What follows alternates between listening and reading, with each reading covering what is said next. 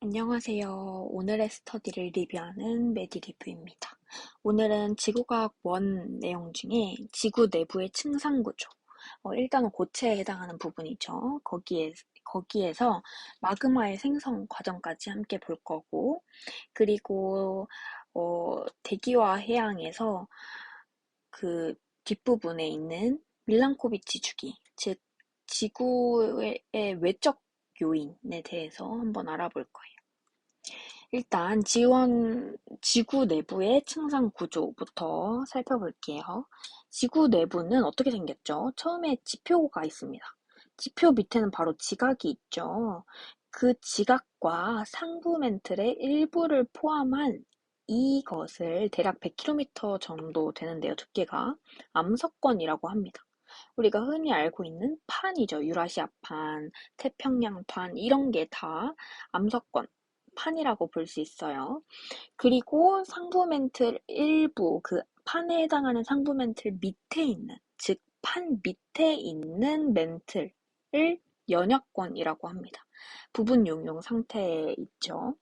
그리고 연약권 밑을 하부멘틀이라고 하고, 2,900km부터 외핵, 그리고 5,100km부터 끝까지 내핵이라고 볼 수 있어요. 자, 이것과 마그마의 생성 파트에서 나오는 용융 곡선과 지하 온도 분포 그래프, 이거를 엮어서 볼 건데, 일단 이 가운데 그림은 대륙판과 해양판이 서로 수렴형 경계에서 섭입하는 그 상황을 그려놓은 거예요. 자, 근데 이 오른쪽 그래프를 보면 우리가 흔히 아는 그 마그마 생성 그래프와 되게 다른 양상을 띠고 있는 걸 볼 수 있어요. 지하 온도 분포가 좀 이상하죠. 이 원래 지하 온도 분포가 약간 이런 식으로 되어 있잖아요. 근데 얘는 이렇게 증가하다가 온도가 갑자기 이렇게 온도가 낮아지는 양상을 볼 수 있어요. 이게 이 하늘색인 지각 때문에 그러는 건데요. 지각이 이 일단 이 그래프가 뭔지부터 설명해야겠군요. 이 그래프는 해구 주변에, 그러니까 대륙판과 해양판이 수렴하는 공간에서 그 생기는 해구 주변의 어떤 공간을 딱 집어서 그 밑을 파고 들어간 거예요. 그 밑을 파고 들어가면서 지하 온도 분포를 그려낸 그래프입니다. 근데 여기에서 이렇게 온도가 낮아지는 이유는 이 지각이 있어서 그래요. 이것도 지각이고 이 주황색도 지각이거든요. 지표에서부터 밑으로 파고 들어갔는데 왜 지각이 두 군데나 나오냐. 이게 의아했어요, 처음에는. 근데 이 섭입대를 그림을 그려놓고 보니까, 그럴 수 있는 거예요. 딱 이 초록색 부분. 이 부분을 뚫고 들어가 봅시다. 처음에 대륙지각이 나오죠. 대륙지각, 이 주황색. 대륙지각이 나옵니다. 그 밑에는 암석권 멘틀. 그러니까 이 대륙판, 이게 대륙판이죠. 암석권이니까. 대륙판의 밑에 해당하는 이 상부 멘틀의 일부, 멘틀이 나옵니다. 멘틀을 지나가면서 지하 온도가 점점 높아지고 연약권으로 들어가면서 더 높아지죠. 근데 이 해양판이 섭입하면서 해양 지각에서 함수 광물이 있는데 그 함수 광물에서 물이 빠져나와서, 왜냐면 높은 압력 때문에 물이 빠져나오죠. 물이 빠져나와서 이 연약권에 멘틀의 용융 온도가 내려갑니다. 이렇게 물이 포함돼서 멘틀의 용융 온도가 내려가면 이 연약권에 해당하는 멘틀이 녹기 시작해요. 녹아서 이제 마그마가 생성이 됩니다. 마그마가 생성이 되는 요 부분이 요 부분입니다. 이게 바로 물이 포함된 암석의 용융곡선, 멘틀의 용융곡선인데 얘보다 지하 온도 분포가 높은 것을 통해서 용융이 된다는 것을 알 수 있죠. 자, 근데 여기에서 이 해양 지각이 섭입되어서 들어갑니다. 그 해양 지각이 들어가니까 이 지각을 통해서 이 지하 온도가 내려감을 알 수 있죠. 그리고 이 지각 때문에 지하 온도가 내려간 거예요. 그 이후로는 암석권이 있으니까 계속 온도가 다시 높아지고 그 밑에 여기선 나오지 않았지만 연약권이 있으니까 계속 이렇게 지하 온도가 상승하겠죠. 이것을 통해서 이 수려면 경계에서 해양 지각이 이렇게 밑으로 딸려 내려가면은 이 부분의 온도를 측정했을 때 이렇게 낮아지는 부분이 생길 수 있겠구나를 알 수 있어요. 자, 그러면 문제가 있습니다. 깊이 100km는 대륙판에 포함되느냐? 이거를 한번 볼 텐데요. 100km는 여기예요. 여기는 뭐냐 하면은 이 부분 용융된 공간이죠. 부분 용융이 되었다는 것은 뭐예요? 멘틀이라는 뜻이고, 멘틀은 연약권 멘틀에 해당되니까 연약권이라는 뜻은 판 밑에 있는 게 연약권이잖아요. 그러니까 대륙판에 포함된다? X죠. 판 밑에 있는 게 연약권이니까 판에 포함되지 않습니다. 다음 문제는 해구는 어느 판과 같은 방향으로 움직일까? 밀도가 작은 판일까? 밀도가 큰 판일까? 자, 예를 들어서 이게 대륙판이 이렇게 움직이고 해양판이 이렇게 움직인다고 생각해 볼게요. 그럼 밀도가 큰 판은 뭐죠? 해양판이죠. 해양판이 더 SiO2 함량이 낮고 고철질 암석이 더 많으니까 밀도가 더 높습니다. 밀도가 큰 판이 이렇게 움직이고 밀도가 작은 판인 대륙판이 이렇게 움직일 때 이 해구는 어느 판과 같은 방향으로 움직일까? 즉, 여기로 움직일까, 여기로 움직일까인데요. 정답은 밀도가 작은 판과 같은 방향으로 움직입니다. 그 이유는 이 그림을 그려보면 알 수 있어요. 일단 이렇게 해구가 있고 이렇게 섭입을 하고 있잖아요. 이게 해양판이고 이게 대륙판이에요. 자, 그러면 해양판은 계속해서 섭입합니다. 그런데 대륙판은 어때요? 섭입하지 않고 그대로 있어요. 그러니까 이게 이 지점을 점으로 찍었을 때 이게 이렇게 오른쪽으로 해구가 움직였다고 해보죠. 그러면은 이 점은 그대로 여기 있는 거예요. 즉 여기 있던 점이 별로 움직인 거죠. 그러니까 대륙판은 이렇게 움직이고 해양판은 이렇게 움직였는데 해구는 대륙판, 즉 밀도가 작은 판과 함께 같은 방향으로 움직였다는 것을 알 수 있어요. 왜냐하면 해양판은 계속 섭입해서 없어지고 대륙판은 없어지지 않고 있기 때문이에요. 자, 다음은 마그마의 생성에 대해서 좀 더 자세히 알아볼게요. 아까 앞에서 이 그래프 있잖아요. 그래프가 원래는 이렇게 생긴 걸 우리 자주 볼 수 있었어요. 이 그래프에서 이것은 암석의 용융 곡선이고요. 자세히 얘기하면 물이 포함되지 않은 멘틀의 용융 곡선이죠. 근데 이것은 물이 포함된 멘틀의 용융 곡선으로 용융 온도가 낮아진 걸 확인할 수 있고, 이것은 암석의 용융 곡선인데 화강암의 용융 곡선이죠. 자, 여기에서 마그마가 생성될 수 있는 방법은 세 가지가 있어요. 첫 번째, A에서 A'으로 암석이 온도가 상승했을 때예요. 이 암석의 용융곡선 위에 있는 이 A 암석이 이렇게 온도가 상승하면 용융곡선의 온도를 넘어서면서 마그마가 되는 것이죠. 이게 어디에 해당하느냐면 여기에서 보았을 때 요 부분에 해당해요. 이 대륙지각 밑을 마그마가 따뜻하게 데우면서 온도가 상승하는 거죠. 대륙지각의 온도가 상승하면서 화강암질 마그마, 즉 유문암질 마그마가 생성이 됩니다. 두 번째로는 B에서 B 프라임. 이거는 주로 해령 또는 열점에서 생성되는 롤린 루틴? 생성되는 기작인데 B에서 있던 이 암석이 위로 상승합니다. 이 암석이 상승하면은 일단 온도 변화는 별로 없어요. 근데 살짝 낮아지긴 하겠죠. 왜냐면 뜨거운 밑에 있다가 위로 올라가니까 살짝 낮아지면서 온도 변화는 거의 없이 압력이 감소합니다. 키포인트는 압력 감소예요. 압력 감소. 왜냐면 높은 곳에 있다가 얕은 곳으로 왔으니까 압력이 감소하겠죠. 이 압력이 감소하면서 여기를 넘어서면 이게 암석의 용융곡선이죠. 암석의 용융곡선을 넘어서면, 즉 온도가 더 높아지면 마그마가 됩니다. 여기에서는 현무암질 마그마가 생성이 됩니다. 자, 세 번째로는 C에서 C'이에요. 얘는 이 두 개와 좀 달라요. 어떻게 다르냐면 얘는 이 C가 암석이라고 보기엔 어려워요. 왜냐면 용융 온도가 내려간 것을 드러내는 이 표현이거든요. 그러니까 사실은 지하 온도 분포 위에 있는 여기에 암석이 그대로 있다가 이 용융 온도가 이렇게 낮아지면서 여기에서부터 이제 마그마가 생성되기 시작하는 거죠.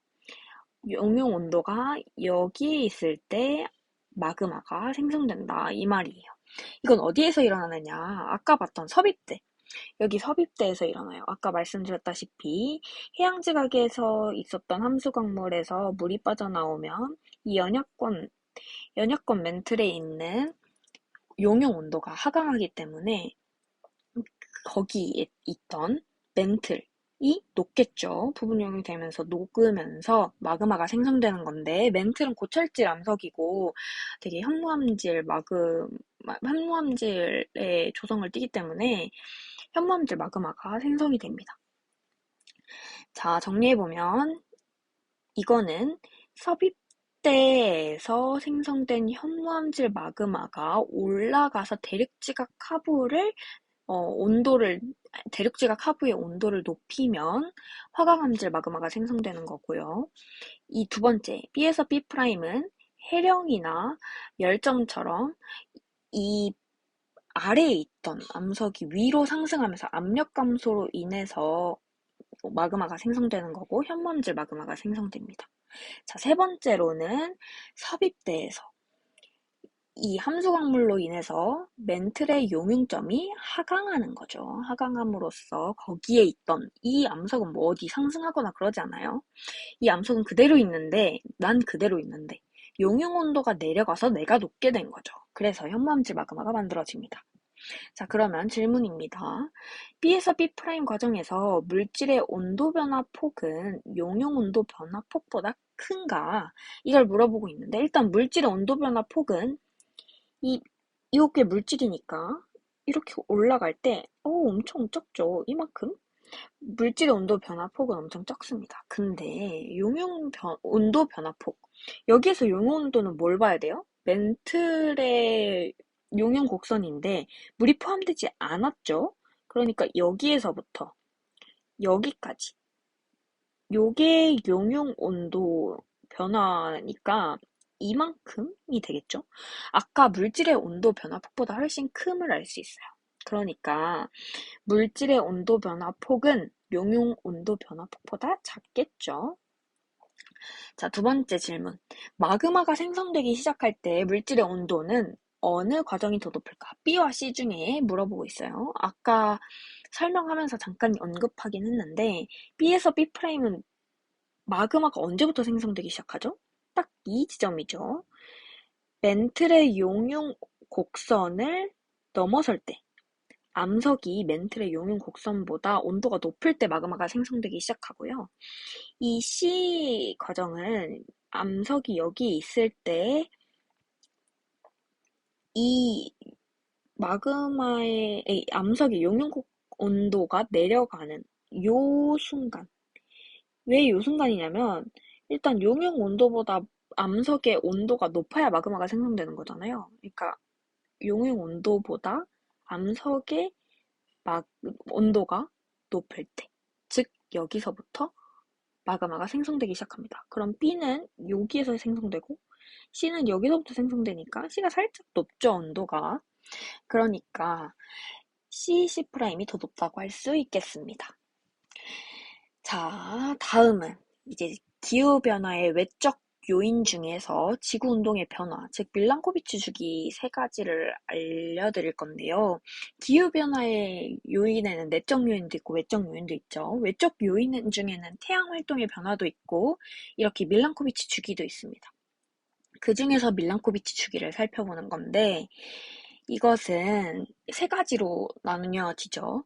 이 문제는 매 모의고사마다 킬러 문제로 등장을 하기 때문에 정확히 알아둘 필요가 있어요. 일단 20률은 주기가 10만 년입니다. 그리고 자전축 경사각, 지구의 자전축 경사각은 주기가 4만 1000년 단위로 변해요. 세차운동은 그보다 더 작은 2만 6천 년 단위로 변하죠. 일단 20률부터 살펴볼게요. 20률은 이렇게 우리의 지구가 공전 궤도가 있잖아요. 태양이 여기 있다고 치면 지구가 공전 궤도가 있는데 얘가 태양을 중심으로 이제 원에 가까울 때도 있고 이렇게 타원에 가까울 때도 있는 거예요. 근데 여기에서 20률이 0에 가까울수록 원에 가까운 것이고 1에 가까울수록 타원에 가까운 것이에요. 여기에서 포인트는 여기가 근일점이죠. 태양과 제일 가까운 점, 근일점과 여기가 원일점이죠. 태양과 가장 먼 점. 근일점과 원일점 사이의 거리는 2AU로 항상 일정해요. 그래서 20률이 어떻게 변하든 간에 제가 이렇게 선을 그어 놓은 이유가 이 근일점과 원일점 사이의 거리는 항상 일정하다. 2AU로. 그래서 사실 이 근일점에서 태양까지 거리 더하기 원일점에서 태양까지의 거리는 항상 일정하다고 볼 수 있죠. 이때 20률이 커질수록 연간 지구가 받는 태양 복사 에너지 양이 커집니다. 왜냐 하면은 근일점에서 이 20률이 커졌을 때, 여기에서 여기로 갔을 때 20률이 커졌을 때 근일점에서는 태양 복사 에너지 양이 늘어날 거고 원일점에서는 태양 복사 에너지 양이 줄어들 텐데 여기에서 늘어나는 양이 훨씬 크기 때문이에요. 왜냐면 단위 면적당 받는 에너지가 있을 텐데 그것은 거리 제곱에 반비례하잖아요. 근데 거리 제곱에 반비례하는데 얘가 엄청 줄어들 때 거리 제곱에 반비례하니까 에너지가 훨씬 커지는 거죠. 이 숫자를 대입해보면 충분히 알 수 있어요. 자, 다음은 자전축 경사각인데 얘는 범위가 21.5도에서 24.5도예요. 여기 이 밑에 그림을 보면 알 수 있는데 이 자전축 경사각이죠. 이게 자전축인데 이게 21.5도에서 24.5도까지 이렇게 변한다는 거예요. 현재는 23.5도의 자전축 경사각을 갖고 있고요. 자, 여기에서 중요한 거는 우리가 계절이 있잖아요. 계절이 생기는 이유가 바로 자전축 경사각이 있기 때문이에요. 그러니까 자전축 경사각이 만약에 커지잖아요. 경사각이 커지면 계절이 뚜렷해지겠죠. 계절이 뚜렷해진다는 것은 즉 여름의 온도가 기온이 높아진다는 것을 뜻하고 겨울의 기온이 낮아진다는 것을 뜻하죠. 그게 바로 계절이 뚜렷해지는 거니까요. 여름의 기온이 높아지면 어떻게 되겠어요? 그 태양의 남중고도, 이게 H가 태양의 남중고도거든요. 태양의 남중고도가 증가합니다. 그러면 낮의 길이도 덩달아 증가하게 되어 있어요. 겨울은 반대겠죠. 태양의 남중고도가 낮아지고 낮 길이가 줄어듭니다. 밤 길이가 늘어나는 거죠. 그래서 자전축 경사각이 커지면 연교차가 커집니다. 여름의 온도가 높아지고 겨울의 온도가 낮아지는 게 바로 연교차가 커지는 거잖아요. 그러니까 이걸 다이렉트로 알아둘 필요가 있어요. 물론 이 과정을 이해하는 게 더 중요하지만 자전축 경사각이 커지면 그 지구가 어디에 있든 연교차는 커진다. 이것을 알 수 있죠. 자, 이 오른쪽 그림을 보면 이게 자전축이 이렇게 된 게 자전축이 경사각이 작은 것이고 이게 자전축 경사각이 큰 것을 알 수 있죠. 여긴 북반구가 여름이고 여긴 북반구가 겨울이고 여기도 북반구가 여름이고 겨울임을 통해서 자전축 경사각이 더 커지면 여름이 더 뜨거워지는 것을 알 수 있죠. 북반구 여름이 더 뜨거워지니까 연교차가 증가하는 것입니다. 자, 다음은 세차운동이에요. 세차운동은 시계 방향으로 이 세차운동이 이루어져요. 이렇게 시계 방향으로 이루어지는데 이게 지구 자전과 반대 방향이라고 외우면 훨씬 쉽게 알 수 있어요. 지구 자전과 공전은 이 반시계 방향으로 이렇게 이루어지잖아요. 이렇게 돌아가죠. 그 방향과 반대 방향으로 이렇게 돈다. 이 축을 기준으로 이렇게 세차 운동을 하고 있음을 알 수 있어요. 자, 현재 지금 이게 이 위에 그림이 현재를 그려놓은 건데, 현재는 지금 근일점에서 북반구가 겨울이죠. 근데 13,000년 후에는 이렇게 됩니다. 그리고 26,000년 후에는 다시 이렇게 되겠죠. 여기에서 포인트는 문제 풀 때 되게 유용한 포인트인데, 공전 궤도면의 한 지점에서 어떤 한 지점을 잡든 6,500년이 지날 때마다 계절이 하나씩 변합니다. 그러니까 여기 지점을 잡아볼게요. 여긴 지금 겨울이죠, 북반구가. 근데 6,500년이 지나면 봄이에요. 왜냐면 이렇게 뚫고 나오는 거거든요, 자전축이. 그러면 여기도 이렇게 뚫고 나올 거고, 여기도 이렇게 뚫고 나올 거예요. 그럼 여기에서 여름이니까, 맞죠? 북반구가 여름이니까. 잘못했네요. 여기 이 다음 6,500년이면 시계 방향으로 돌아야 되니까 여기에서 졸로 가면 할 수 있죠. 이렇게 되는 거예요. 이렇게 여기였다가 이렇게 이렇게 되는 것이죠. 자, 다시 이렇게 자전축이 저 뒤로 꺾여 있는 거예요. 이렇게. 그럼 여기가 여름이니까 여름, 가을, 겨울, 봄. 여기가 봄이죠. 현재는 여기가 겨울인데 6,500년 후엔 여기가 봄이고, 또 13,000년 후엔 여기가 여름이고, 그 다음에 또 6,500년 후에는 19,500년 후에는 여기가 가을이고, 그 다음에 26,000년 후에 다시 겨울임을 알 수 있죠. 이거를 알아두면은 되게 유용하게 문제를 풀 수 있습니다. 자, 오늘은 여기까지 하고 내일 다시 찾아뵙도록 하겠습니다. 감사합니다.